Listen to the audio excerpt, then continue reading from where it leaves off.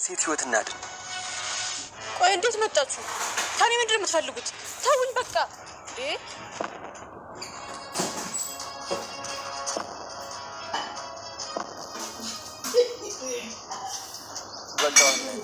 ሄደን ታሪኩን ጨርስ።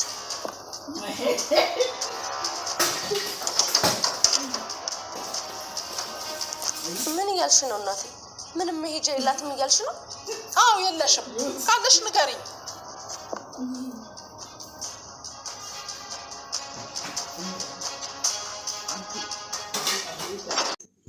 ሰላም ሰላም፣ ጤና ይስጥልኝ ውድ ተመልካቾቼ፣ እንዴት ናችሁ? ደህና ናችሁ ወይ? ሁሉ ሸጋ፣ ሁሉ መልካም ነው።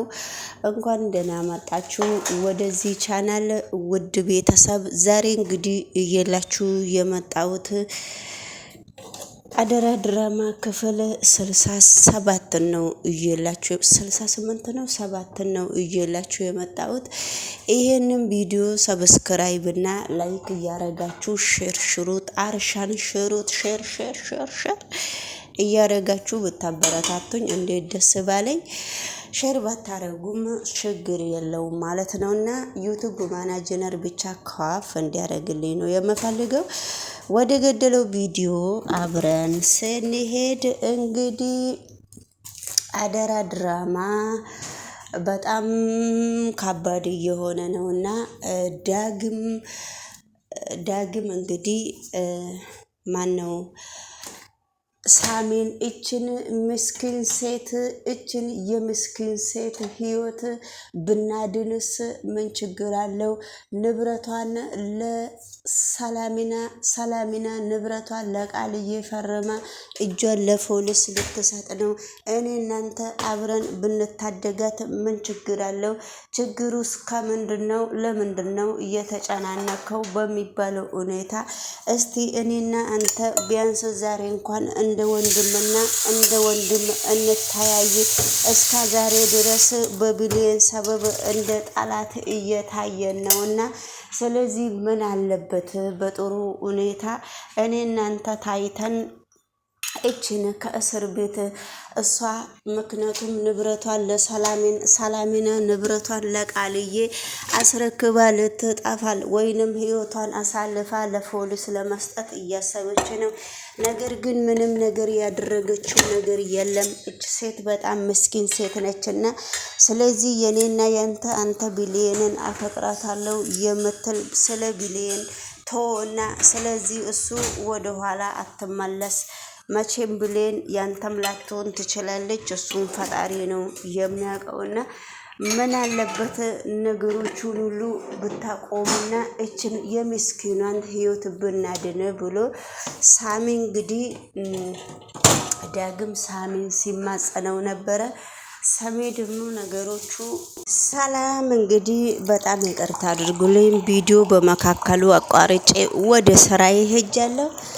እንግዲህ ዳግም ሳሚን በጣም እችን ሴት እናድናት ብሎ ሳሚን እየተማጸነው ነው። ሳሚ ደግሞ እንግዲህ ምክንያቱም ምንድነው ከየት ወዴት ነው አላለም። ምክንያቱም በደንብ አስጠንቅቆ ስለ ሁሉንም ነገር ስለሚያውቅ እንግዲህ እሺ አብረን ወደ መሄድ ያለብን እንሄዳለን ብሎ ሲሄድ ነበረ።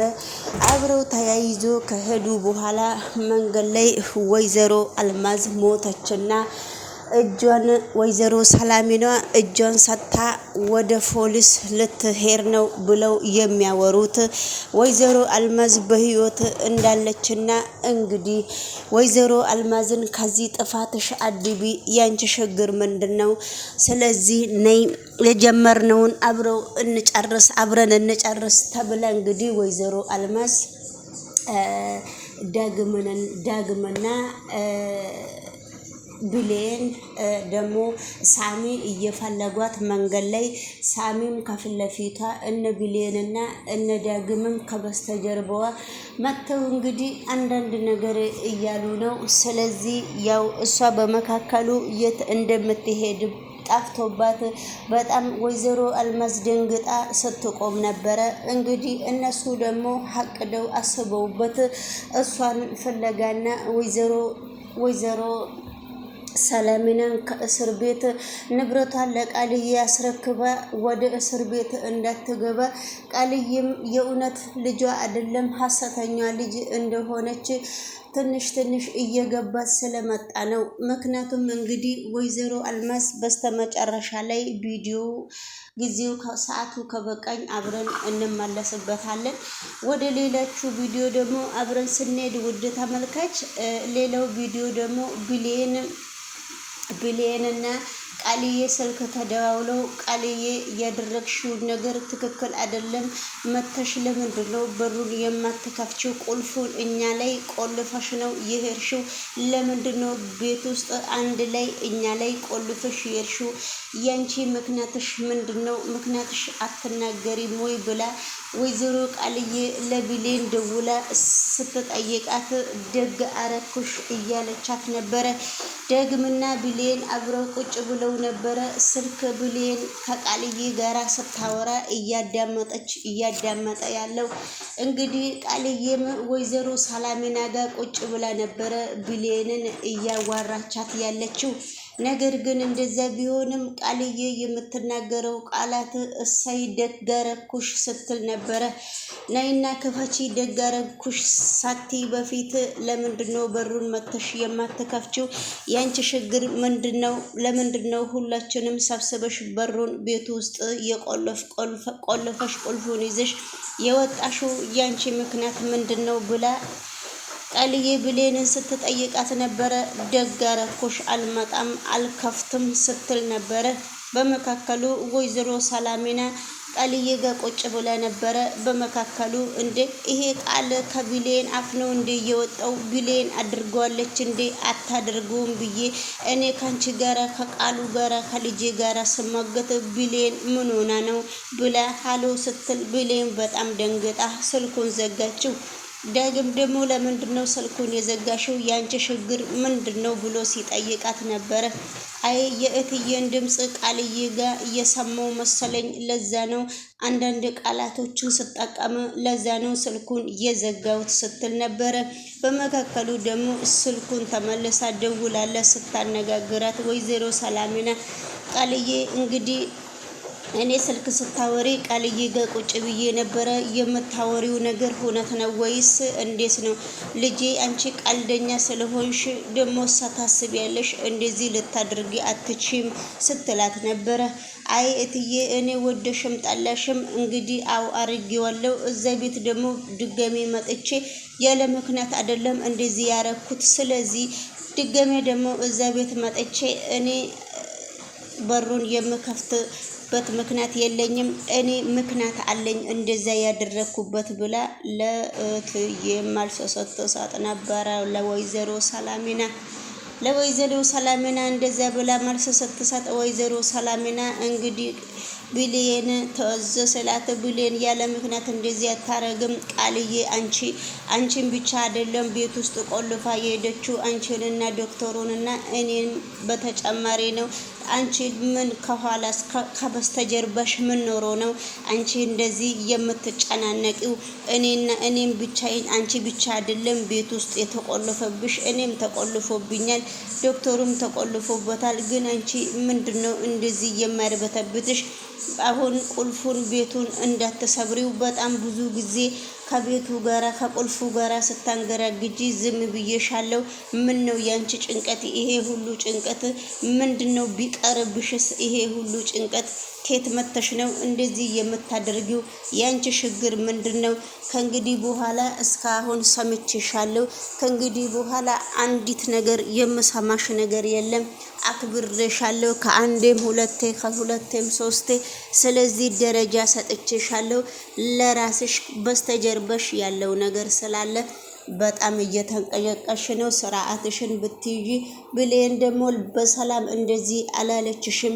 ደግሞ ቅድም ተደብቀሽ ከአቶ በሃይሩ ጋራ ስታወሪ ነበረ። አቶ በሃይሩ እኔና ወንድሜ እንደማነስማማ አስጠንቅቀሽ ስለምታቂ አንቺ ደግሞ ስሙን እየጠራሽ አልጋ ላይ ቁጭ ብለሽ እያወራሽ ነበረ። ነገር ግን ነገሮቹ በጣም ከባባድ ቢሆንም እግዚአብሔር ያለው ነገር ነው የሚሆነው። በስተጀርባ ደግሞ ያለውን ነገር ሙሉ በሙሉ እኔ እስካወቅኩ ድረስ አንቺ ደግሞ ምንም ነገር ማድረግ ስለማትቼ አሁን አስጠንቅቄ በየአንዳንዱ ያንቺን ስራ የምትሰሪውን ስራ በየአንዳንዱ እያወቅኩ ነውና ስለዚህ ዝም ከአቶ ባህሩ ጋራም በጣም ስለኔ እያወራሽ ነውና ስለዚህ ስለኔ ባታወሪ ከእንግዲህ በኋላ የኔና ያንቺ ነገር መብቂያው እዚህ ጋ ነው እያወቅኩት። ያንቺ ችግር ምንኛው እንደሆነ አላቅም። በሩ ደግሞ እየተቆለፈብን አንቺ ብቻ አይደለሽም ችግርሽ ቃልዬ በደንብ አሁን በአሁኑ ጊዜ ገብቶኛል። ግን ስለ ሁሉም ነገር ፈጣሪ ነው የሚያውቀው እንጂ የሰው ልጅ ስላለ ብቻ አይደለም ምንም ነገር ችግር የለውም።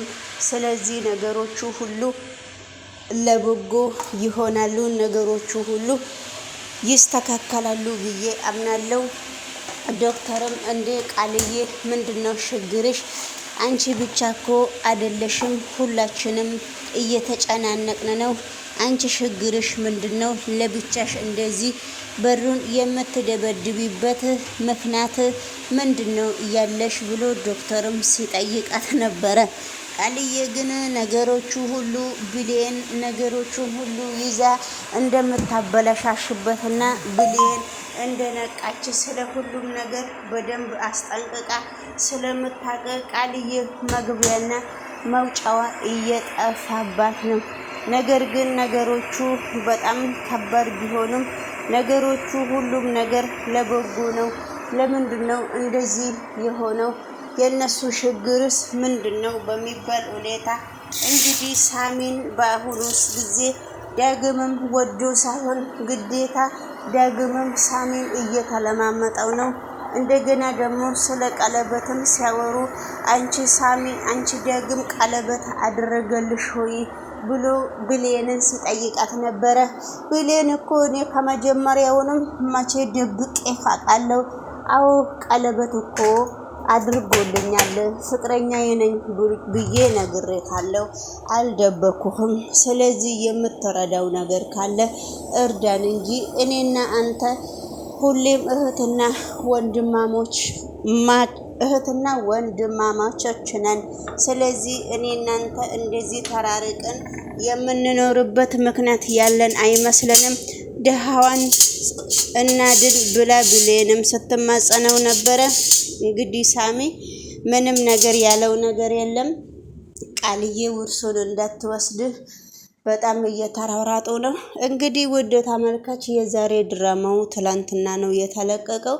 በጣም አንዳንድ ጊዜ ትልቅ ትምህርት የሚሰጠና ብዙ ህዝቦቻችን ከዚህ ላይ የሚማሩ ሊሆኑ ይችላል። ይህንን ቻናል እንግዲህ ሰብስክራይብ እና ላይክ አድርጉ እያልኩ ሁሌ እየተማጸንኳችሁ ነው። ላይክ ከመጣልንም ኦኬ፣ ላይክ ካልመጣልንም ኦኬ። ሁሉም ነገር ለበጎ ነው የሚባለው እንቀበለዋለን። መንገዱ ክፍት ነው። ስለዚህ እንግዲህ እናንተም የራሳችሁን አስተያየት ምን ብላችሁ እንደምትሰጡ ከቻላችሁ እንግዲህ እንጠብቃለን። አደራ ድራማ እንግዲህ በጣም በስተመጨረሻ ላይ ኮተቱም ጣጣውም ሁለመናውም እየበዛበት ስለሆነ ሁናንሹና ተረጋግተሽ አውሪያት። እሺ፣ ግን በጣም ይጨንቃል። ሄሎ ትዬ። ሄሎ ብሌንዬ